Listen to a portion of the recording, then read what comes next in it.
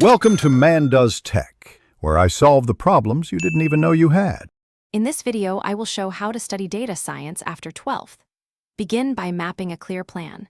Focus on math basics, learn Python, and pick a growing project.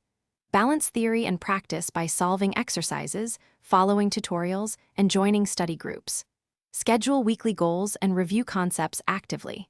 Use online courses sparingly and prioritize hands-on work that builds a portfolio employers notice and you enjoy doing. Focus on core skills that employers value and beginners can build step by step. Spend time on statistics, visualization, Python programming, and SQL for databases.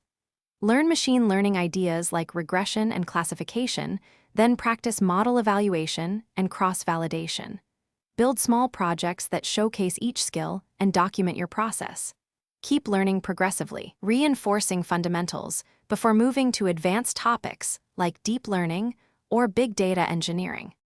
If this video is helping, please subscribe and like to support more helpful content. Quick recommendation: the new Kindle Paperwhite makes reading PDFs and data science books comfy on the go, with crisp text and long battery life for study sessions. It's lightweight and portable, so you can review notes on commutes or at a cafe. Check the description for the link and other deals. Now let's get back to the video.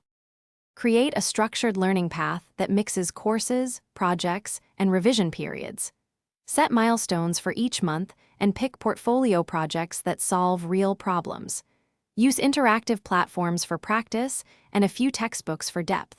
Participate in competitions and community forums to get feedback and stay motivated. Regularly update your resume and GitHub with completed projects to track progress and show tangible growth to future recruiters. Thanks for watching. If you found this helpful, don't forget to like and subscribe.